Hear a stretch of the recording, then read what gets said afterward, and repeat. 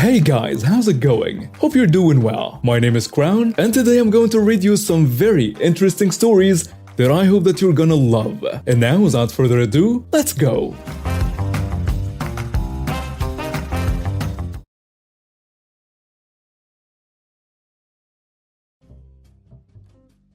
This happened a couple of days ago, so I'll do my best to have the conversation exactly as it went, but some may be paraphrased.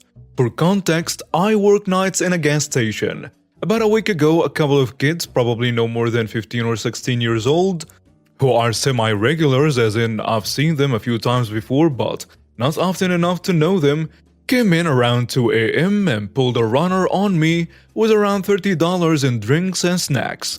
As I'm not allowed to chase shoplifters, I do what's required and leave a note for my boss so she can pull the tapes and post the pictures for us so we can tell them to get out if they are ever stupid enough to come back. You wouldn't believe how many thieves actually are in fact stupid enough to come back. These two morons in particular. Well, 2 days ago I'm working my only weekly day shift, and who should walk in but my pair of thieves?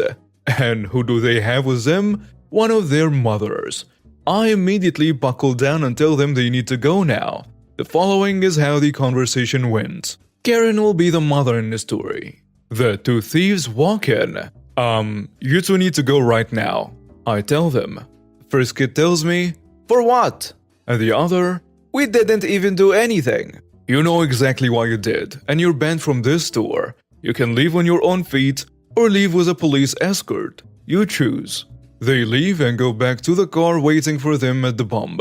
From the window I can see them talking to the woman in the driver's seat, gesturing and pointing. She gets out of her car and storms into the store. "Why did you tell my son and his friend they can't be here?" "Ma'am, they ran out with nearly $30 in products. We don't allow thievery and they are banned from the store. You are welcome to come and get what they need. But if they are seen on the property, the police are going to be called." "No, my son is not a thief. How dare you? Give me a manager."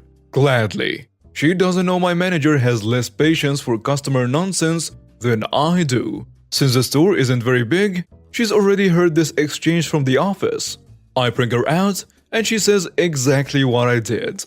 "That's a bold-faced lie. My son is a good boy. You're targeting him and his friends for no reason." The manager tells her, "You're welcome to come back and watch the tape for yourself." And Karen says she'll do just that. Then she adds, "And once I have proof you're lying, I'll be expecting this little jerk to be fired." The manager brings Karen into the office. I accompany them, being the assistant. It is both part of my job and a joyful experience to watch Karen's face fall when she finds out her good boy is a rotten thief. The manager plays a tape, and Karen's son and his friend, clearly identifiable as their only means of a disguise, were their school track hoodies pulled up over their hair. Folks, they had their freaking names on their back. They were wearing the same hoodies as they sat in the car waiting. The Karen was too stunned to speak at first, but eventually remembered how to Karen and stormed out shrieking that she'd be calling corporate. For what? Who knows? But she's calling anyway. The manager said that if she came again and caused a scene, we will take the tapes to the police and they can take it from there. At the time, I was 15 when I encountered my first entitled parent. We'll be calling her Karen, or EP for short. To start, I'm going to back up till 10 minutes before she comes into play. My team, the school Pirates, was home for the day, so we batted second. Nothing crazy for our entitled parent to notice that their child wasn't playing, because our teammate to whom the entitled parent's child was going to sub in for was batting nines. So they weren't batting in the top of that inning. Yet here we are. After we met our run limit of 4, the current players in the order went to go play in their position. But some parent noticed that their teenage child wasn't starting. This is our entitled parent, and she flipped out. "Excuse me, coach. Could I help you?" "Actually, that's why I'm here." She then coughed before saying, "My child isn't starting. I want to know why." "Well, you see here, MP, the kid's name, wasn't paying attention in previous games or practice. I won't play a player that... What? That is black? Is that what you were going to say? By the way, I personally don't mean to type the word black like that. It was just a choice chosen by me to write it that way, because of the entitled parent's tone of voice and expression. Sorry. The coach tells her, this is absolutely not the reason. He doesn't pay attention to anything I simply ask him to do, to get better at baseball. And he doesn't do anything to support the team during games. I don't care. I want my child to start. So pull one of those delinquents off the field and replace them with my kid. At this time, the home place umpire heard enough of this woman, and he kicked her out. He tells her, ma'am, you are going to have to leave the complex for your behavior and the way you yelled at coach. You can't do that. I just did. Now leave before I have someone call the police to escort you out. She left and the game continued.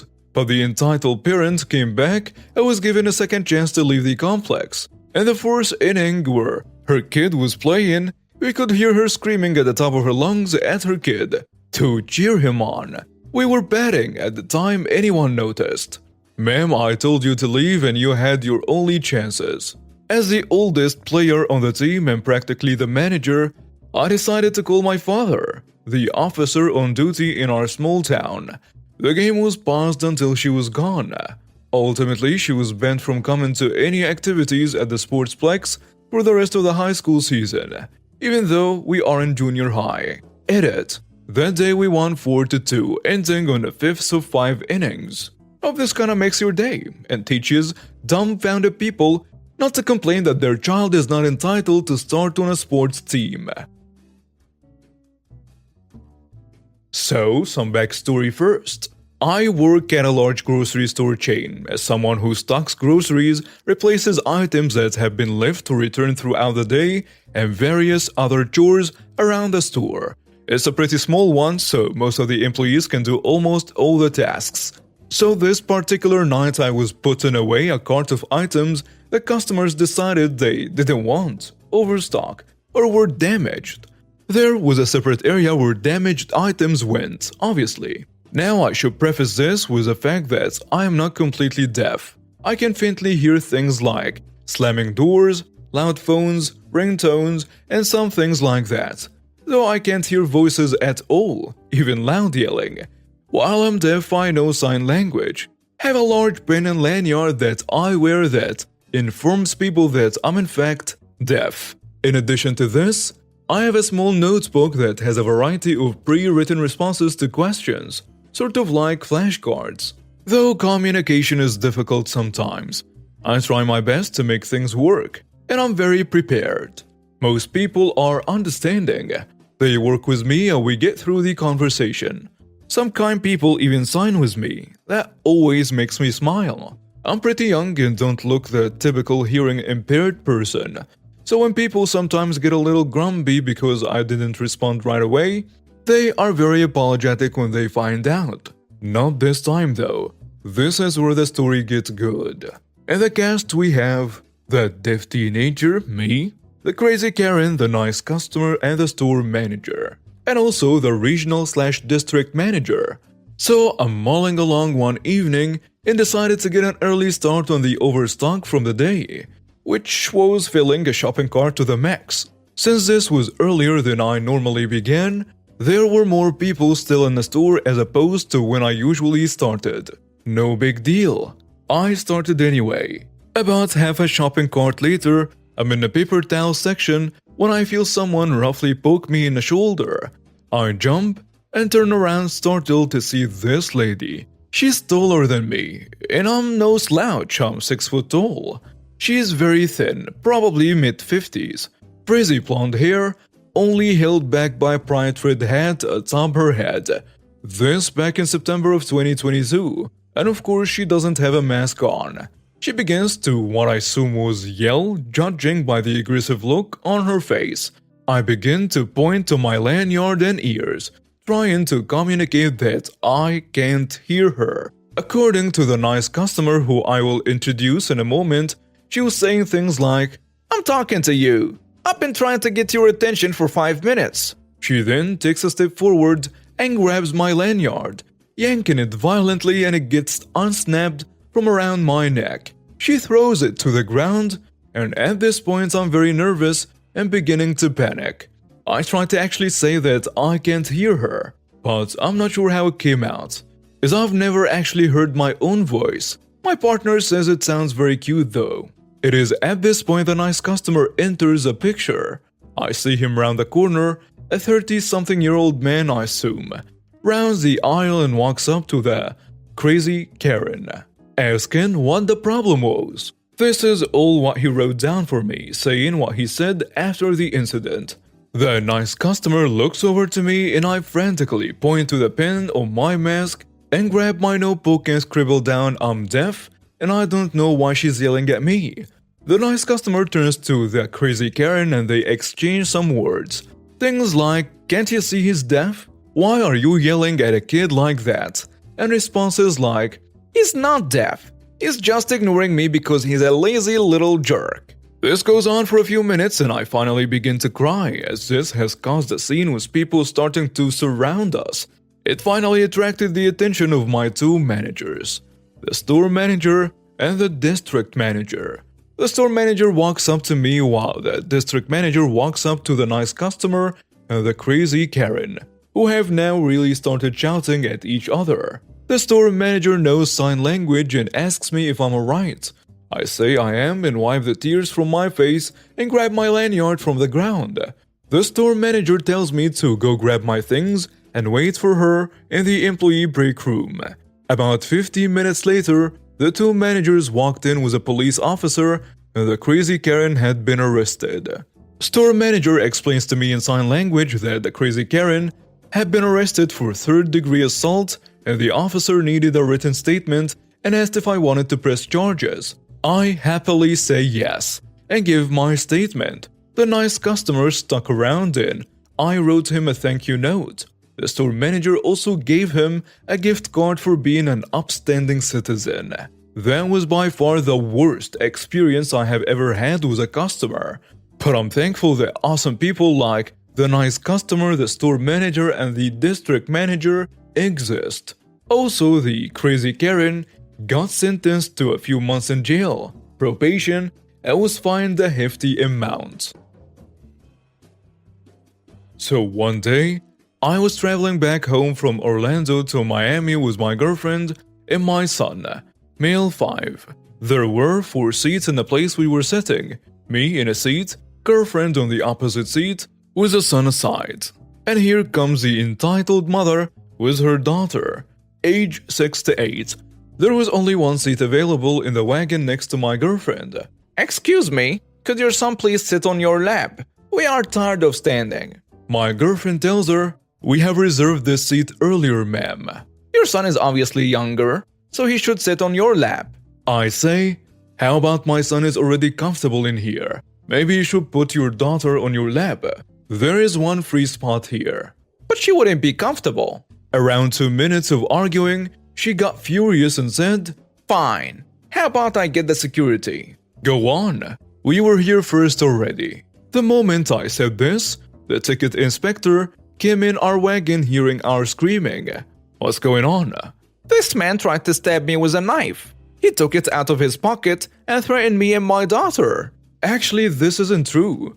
We were peacefully sitting in a cart when this woman and her kid came here demanding us to make space for her. We told her that we were here first, and she tried to grab my son and put him in our lap. I confirmed this. This lady just touched our little boy. And actually 2 other passengers pitched in as well. That is right. That lady is making a ruckus. "This Karen is crazy." The Karen turned around at the second passenger and started her babbling, which consisted mainly of, "I'm not Karen, you disrespectful brat," and some gibberish I couldn't understand. Then the inspector told the entitled mother to leave, or he will report her to the authorities. She basically tore into him, so he reported her. At the nearest station, 2 officers had to carry her flailing around and screeching, and another officer escorted her daughter out of the train. When I saw Karen in that state, I just couldn't hold it and smirked at her through the window. After the incident, we thankfully never heard of her again. Not my story, but it happened to a friend of mine. Like many Canadians, he worked in a famous coffee chain named after a hockey player. These restaurants can get very busy during the peak times of the day, so patients can run a tad thin in the workers. My friend lived in a small town with a high retiree population, so this coffee house gave a seniors discount, and the seniors knew about it. It was common that they would request their discount along with their order to ensure they would get their discount. One day, a senior woman came in during the afternoon rush, and my friend greeted her as he normally did. "How may I help you?" "I want a small coffee and my senior's discount." Friend pouring the coffee into the cup. "Okay, what would you like in your coffee?" "I want my senior's discount." "Yes, ma'am, I will give you your discount. How do you take your coffee?" The old lady getting more demanding now. "I want my senior's discount." My friend getting exasperated. "Ma'am, I understand. I will give you your discount. But I first need to make your coffee. What do you want in your coffee?" "My senior's discount." My friend had reached his end. The senior's discount on a small coffee worked out to be about 10 cents. So he reached into the cash till, picked out a shiny new dime, dropped it in the coffee, put the lid on, handed it to the old lady and said, "Okay, ma'am, one small coffee with a senior's discount." He immediately went for a break and never came back. Edit. I just wanted to drop a note since I'm seeing a lot of comments mentioning that the old may have been deaf or have some kind of mental disorder/issue. I want to assure everybody that this was not the case. I want to assure everyone that if that was even suspected just a little bit, I wouldn't have posted this story. The lady had full capacity of all of her functions and was just being too demanding of her discount due to entitlement. Thank you for watching and see you next time.